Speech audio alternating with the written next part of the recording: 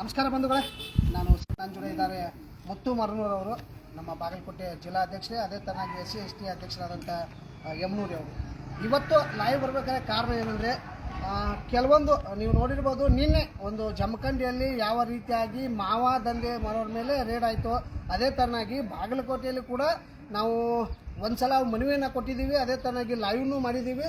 ಯಾವುದೇ ಥರನಾದ ಒಂದು ಪೊಲೀಸ್ ಇಲಾಖೆ ಯಾವುದೇ ಥರನಾದ ಒಂದು ಕ್ರಮವನ್ನು ಕೈಗೊಂಡಿಲ್ಲ.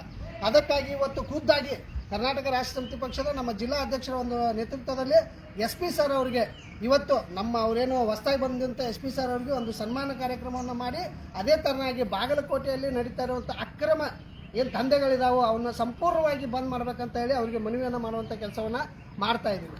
ಅದೇ ಥರನಾಗಿ ಈಗ ತಹಶೀಲ್ದಾರ್ ಆಗಿರ್ಬೋದು, ತಹಶೀಲ್ದಾರ್ ಆಫೀಸ್ ಆಗಿರ್ಬೋದು ಮತ್ತು ಪೊಲೀಸ್ ಇಲಾಖೆಯಲ್ಲಿ ಕೆಲವೊಂದು, ಈಗ ಫಾರ್ ಎಕ್ಸಾಂಪಲ್ ಜಮಖಂಡಿಯಿಂದ ಹಲವಾರು ಕರೆಗಳು ಬಂದಿವೆ. ಜಮಖಂಡಿಯಲ್ಲಿ ಪೊಲೀಸರು ಈಗ ಏನು ಪೊಲೀಸರ ಒಂದು ಆದೇಶ ಇದೆ ಮತ್ತು ಹೈಕೋರ್ಟಿನ ಒಂದು ಆದೇಶ ಇದೆ, ವಾಹನವನ್ನು ಯಾವುದೇ ರೀತಿಯಾಗಿ ಒಂದು ತಪಾಸಣೆ ಮಾಡಬಾರ್ದು ಅಂತ ಇದೆ. ಆದರೂ ಕೂಡ ಇವರು ಬೇಕಾಬಿಟ್ಟಿಯಾಗಿ ಅಲ್ಲಿ ಬರುವಂಥ ರೈತರಿಗೆ ಆಗಿರ್ಬೋದು, ಕೆಲವೊಂದು ಮಧ್ಯಮ ವರ್ಗದವ್ರಿಗೆ ಆಗಿರ್ಬೋದು, ಯಾವ ರೀತಿಯಾಗಿ ಅವರ ಗಾಡಿಯನ್ನು ಹಿಡಿದು ಒಂದು ರೊಕ್ಕ ವಸೂಲಿ ಮಾಡುವಂಥ ಕೆಲಸ ಮಾಡ್ತಾ ಇದ್ದಾರೆ ಅಂತ ಹಲವಾರು ಬಾರಿ ನಮಗೆ ದೂರುಗಳು ಬಂದಿವೆ. ಅದೇ ಥರನಾಗಿ ನಮ್ಮ ರಬಕೈ ಬನಟ್ಟಿಯಲ್ಲೂ ಕೂಡ ಇದೇ ರೀತಿಯಾಗಿ ನಡೀತಾ ಇದೆ ಅಂತ ಇವನ್ನೆಲ್ಲರಿಗೂ ಈಗ ಹೊಸದಾಗಿ ಬಂದಿರುವಂಥ SP ಸರ್ ಅವರ ಒಂದು ಗಮನಕ್ಕೆ ತೊಗೊಂಡು ಬಂದು, ಇನ್ನು ಮುಂದಿನ ದಿನಮಾನಗಳಲ್ಲಿ ದಯಮಾಡಿ ಇಂಥ ಏನು ಈ ಕೃತ್ಯಗಳಿದೆಯೋ, ಈಗ ಹೈವೇಗೆ ಹೋಗ್ಬೇಕಾದ್ರೆ ಇವರು ಕೈಯನ್ನು ಹಾಕಿ ಇದನ್ನ ಮಾಡುವಂಥ ಕೆಲಸವನ್ನು ಮಾಡ್ತಾ ಇದ್ದಾರೋ ಅದು ಸಂಪೂರ್ಣವಾಗಿ ನಿಲ್ಲಬೇಕು. ಇಲ್ಲ ಅಂದರೆ ಮುಂದಿನ ದಿನಮಾನಗಳಲ್ಲಿ ಕರ್ನಾಟಕ ರಾಷ್ಟ್ರ ಸಮಿತಿ ಪಕ್ಷದ ಸೈನಿಕರು ಅದನ್ನು ತಕ್ಕ ಪಾಠ ಕಲಿಸುವಂಥ ಪರಿಸ್ಥಿತಿ ಬರುತ್ತೆ ಅಂತ ನಾವು ಅವರಿಗೆ ಒಂದು ಮನವಿ ಮೂಲಕ ಕೊಡ್ತಾ ಇದ್ದೀವಿ. ಅದೇ ಥರನಾಗಿ ಇನ್ನೊಂದು 65 ವರ್ಷದ ಮೇಲೆ ಬರುವಂಥ ಒಂದು ಪೆನ್ಷನನ್ನು 34-35 ವರ್ಷದವ್ರು ಕೂಡ ಮಾಡಿರುವಂಥ ಒಂದು ಯಾವ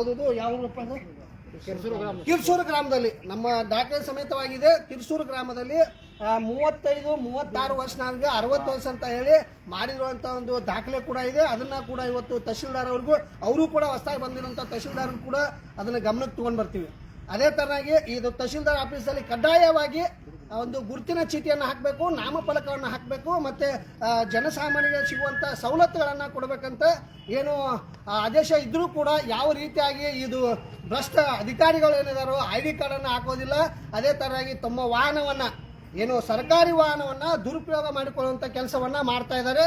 ಇವೆಲ್ಲವೂ ಕೂಡ ಇಲ್ಲಿ ಏನು KRS ಪಕ್ಷದ ವತಿಯಿಂದ ಮನವಿಯನ್ನು ಮಾಡ್ತಾವೆ. ಎಲ್ಲವೂ ಕೂಡ ನಿಲ್ಲಬೇಕಂತ ಕೇಳ್ಕೊತಾರೆ. ನಿಲ್ಲಿಲ್ಲ ಅಂದರೆ ನಮ್ಮ ಜಿಲ್ಲಾ ಅಧ್ಯಕ್ಷರ ನೇತೃತ್ವದಲ್ಲಿ ಮುಂದಿನ ದಿನಮಾನಗಳಲ್ಲಿ ನಾವು ತಕ್ಕ ಒಂದು ಪಾಠವನ್ನು ಕಲಿಸುವಲ್ಲಿ ನಾವು ಮಾಡ್ತೀವಿ. ಅದಕ್ಕೆ ನಮ್ಮ KRS ಪಕ್ಷದ ಸೈನಿಕರು ಕೂಡ ರೆಡಿಯಾಗಿದ್ದಾರೆ. ಅದಕ್ಕೆ ನಾನು ಈಗ SP ಸರ್ ಅವರಿಗೆ ನಮ್ಮ ಎಲ್ಲ KRS ಪಕ್ಷದ ಸೈನಿಕರಿಗೂ ಹೋಗಿ ಒಂದು ಮನವಿಯನ್ನು ಕೊಡುವಂಥ ಕೆಲಸವನ್ನು ಮಾಡ್ತೀನಿ.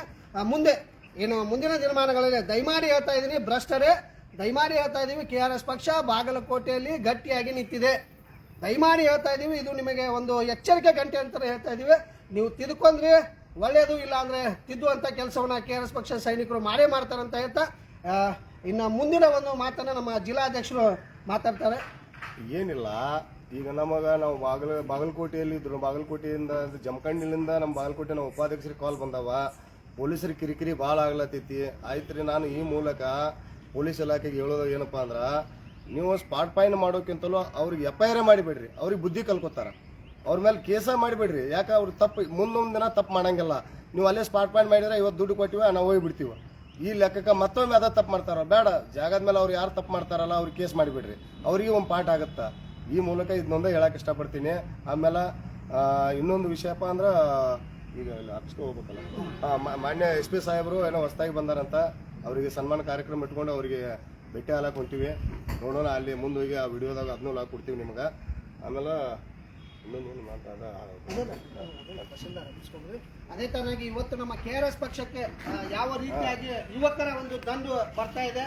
ನಿಜವಾಗ್ಲೂ 9 ಜನ ಯುವಕರ ದಂಡು, ಅದು ಬೊಮ್ಮುನಿಗಿ ಗ್ರಾಮದ ಯುವಕರ ದಂಡು ಕೂಡ ನಮ್ಮ KRS ಪಕ್ಷದ ಕಾರ್ಯವೈಖರಿಯನ್ನು ನೋಡಿ, ಸರ್ ನಾವು ಕೂಡ KRS ಪಕ್ಷದ ಸೈನಿಕರಾಗಿ ದುಡಿತೀವಿ, ನಾವು ಜನರ ಪರವಾಗಿ ಹೋರಾಟವನ್ನು ಮಾಡ್ತೀನಿ ಅಂತ ಹೇಳಿ ಅವರು ನಮ್ಮ KRS ಪಕ್ಷಕ್ಕೆ ಸೇರಿದ್ದಾರೆ. ಅವರಿಗೆ ಕೂಡ ಸ್ವಾಗತವನ್ನು ಮಾಡ್ಕೋತಾ, ಇನ್ನೂ ತನಗೆ ಯುವಕರೇ, ನಿಜವಾಗ್ಲೂ ನೀವು ಸಮಾಜವನ್ನು ಉದ್ಧಾರ ಮಾಡಬೇಕಾದ್ರೆ ದಯವಿಟ್ಟು ಕರ್ನಾಟಕ ರಾಷ್ಟ್ರ ಸಮಿತಿ ಪಕ್ಷಕ್ಕೆ ಕೈ ಜೋಡಿಸಿ.